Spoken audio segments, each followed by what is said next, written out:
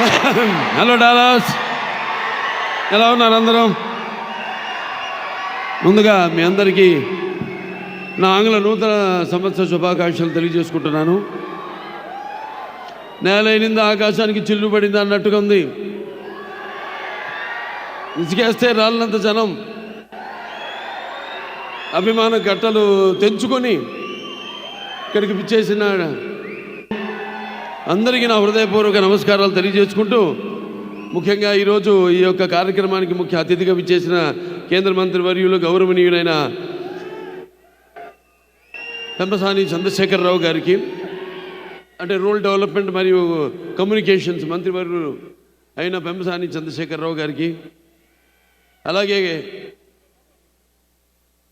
ఈ యొక్క కార్యక్రమాన్ని స్పాన్సర్ చేసిన అందరూ కూడా ఎన్నో కేవలం డలాస్ ఇచ్చే కాదు, మరి అటు మిగతా రాష్ట్రాల నుంచి కూడా, అటు ఈస్ట్ వెస్ట్ నార్త్ సౌత్ అన్ని దిక్కుల నుంచి, అమెరికా 4 చెరగల నుంచి ఇక్కడికి విచ్చేసిన నా తెలుగు ప్రజానికానికి, నా అభిమానులందరికీ, కళాభిమానులందరికీ నా హృదయపూర్వక కళాభివందనాలు.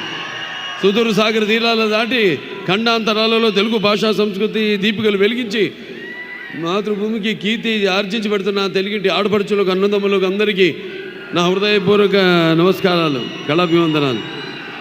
మీ శంసి ప్రభావంతో, సాంకేతిక విజ్ఞానంతో, వైద్యశాస్త్ర నైపుణ్యంతో, వివిధ రంగాలలో మీ యొక్క నిష్ణాతతో మీరు అందిస్తున్న సేవ కేవలం మీకు ఇక్కడ తృప్తి ఇవ్వడమే కాదు, ఇక్కడ ప్రజలకు సేవ చేయడమే కాదు, మీకు అక్కడ ప్రజల్లో కూడా ఎంతో గౌరవపూరితమైన స్థానాన్ని ఆర్జించి పెట్టాయి శాశ్వతంగా.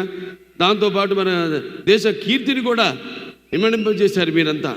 ఈ సందర్భంగా మీ అందరికీ నా కృతజ్ఞతలు తెలియజేసుకుంటూ, ఇక్కడ అమెరికా దేశంలో ఈ యొక్క దేశపు అటు రాజకీయ, ఆర్థిక మరియు సామాజిక రంగాల్లో ఈ దేశానికి మీరు మీ సేవలు అందిస్తూ, అలాగే ఇక్కడ ప్రభుత్వాలకి మీ సహాయ సహకారాలు అందిస్తూ, అలాగే ప్రభుత్వాలు కూడా మీరు అందించే ఈ సహాయ సహకారాలకు స్పందించి వారు కూడా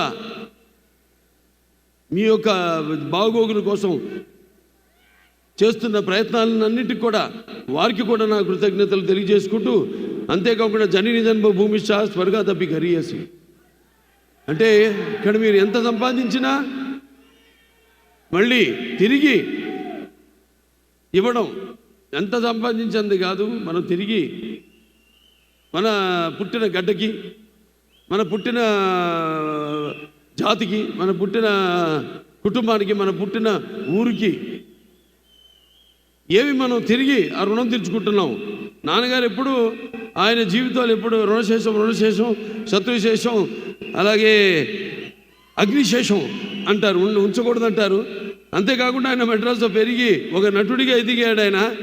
మరి ఆ నీళ్లు తాగి ఆ నీళ్ళతో స్నానం చేసి పెరిగిన ఆయన, ఆ స్థాయికి వచ్చిన ఆయన తిరిగి చెన్నైకి కూడా తిరిగి నీళ్ళు ఇచ్చారంటే నీళ్ళ రుణం కూడా ఉంచుకోలేదు ఎన్టీఆర్. That is NTR.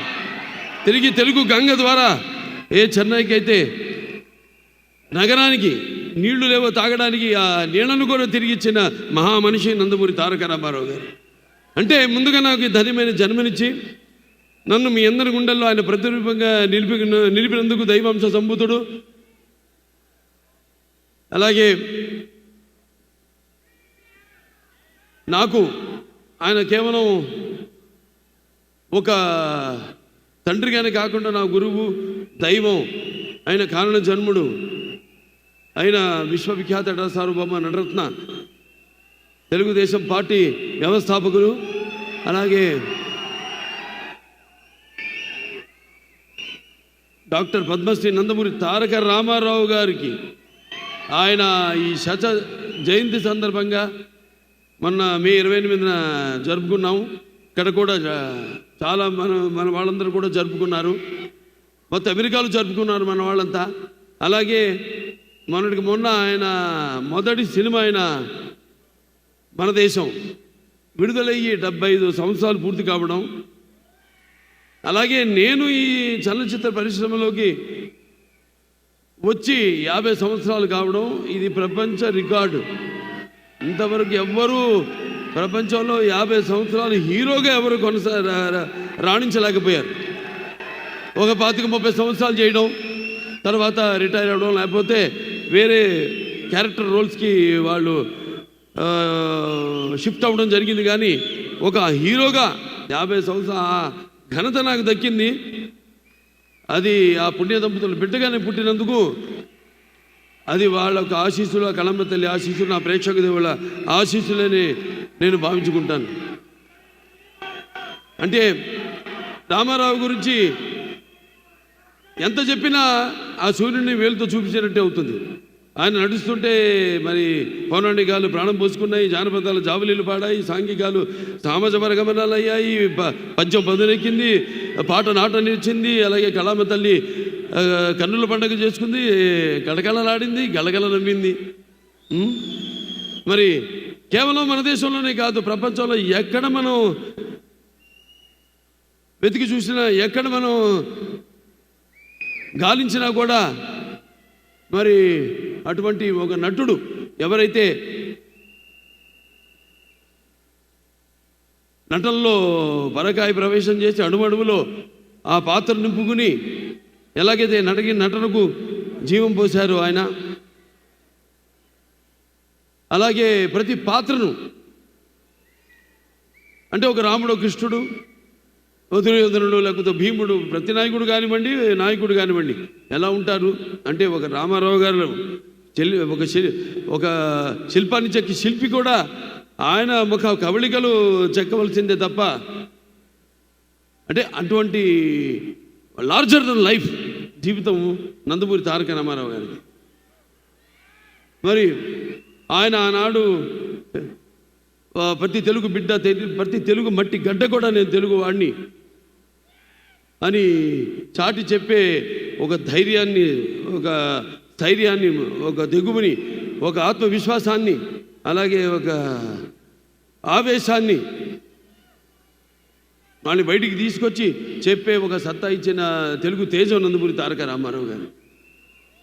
అలాగే తెలుగుదేశం పార్టీ పెట్టి మరి ఆనాడు ఎంతోమంది ఈ రాజకీయాలకి దూరంగా ఉన్న ఎంతోమందిని, అసలు రాజకీయాలంటే కూడా తెలియని వాళ్ళని, ప్రతి తెలుగు బిడ్డ బొడ్డు కొయ్యక ముందే రాజకీయాలేంటో తెలియజేసిన వాళ్ళలో చైతన్యం రగిల్చిన ఒక మహా నాయకుడు నందమూరి తారక రామారావు గారు. అందుకే నేను అంటుంటాను, ఎన్టీఆర్ అంటే కేవలం నందమూరి తారక రామారావు గారు కాదు, అంటే నటనాలయం, ఆయన ఇల్లు ఒక నటనాలయం, అందులో ఆయన ఒక నటరాజు నరసింహుడు. టీ అంటే తార మండలంలోని తారక ధ్రువ తారకుడు. ఆరంటే రాజాజు రాజర్షి రాజకీయ రమణీయ గమనీయ గుణధాముడు. అందుకే ఆయన అందరి గుండెల్లో నిండుగా మెండుగా ఉండి నేను ఎప్పుడు మీకు అండగా ఉంటానని చెప్పి తెలుగుదేశాన్ని పార్టీని స్థాపించారు. ఎన్నో విప్లవాత్మకమైన పథకాలను ప్రపంచంలోని ఎవరు ధైర్యం చేయని, సాహసించని ఎన్నో విప్లవాత్మకమైన పథకాలను ప్రవేశపెట్టారు. అలాగే ఆ పథకాలన్నీ కూడా ఎన్టీఆర్ రాజకీయాల్లోకి రాకముందు, వచ్చిన తర్వాత ఆ పథకాలు అంటే ప్రజల కోసం, వాళ్ళకు మేలు చేయడం కోసమని ఆ పథకాలను ప్రవేశపెట్టి అమలు చేసి, ఆయన తర్వాత కూడా ఆ పథకాలను అంటే ప్రవేశపెట్టేలా అమలు చేసేలా చేసిన మహానుభావుడు నందమూరి తారక రామారావు గారు. అందుకే మరి అది ఎన్టీఆర్ దూరదృష్టి. అందుకే ఆయన పేదవాడి బాధ తెలిసిన నాన్న ఆయనే. అలాగే జనం భవితకు ఒక బాట చూపించిన నాన్న ఆయనే. అలాగే ఆయన్ని ముందుండి మంగళహారతులు పట్టి ఆయన్ని ఒక అన్నగా భావించి గౌరవించిన, మహిళలకు ఆర్థిక స్వాతంత్రాన్ని ఇచ్చిన అన్న కూడా నందమూరి తారక రామారావు గారు. ఇది ఇంకా చెప్పుకుంటూ పోతే ఆయన చేసిన విప్లవాత్మకమైన పథకాల గురించి నేను చెప్పాను, ఆ సూర్యుడిని వేలుతో చూపినట్టు అవుతుందని.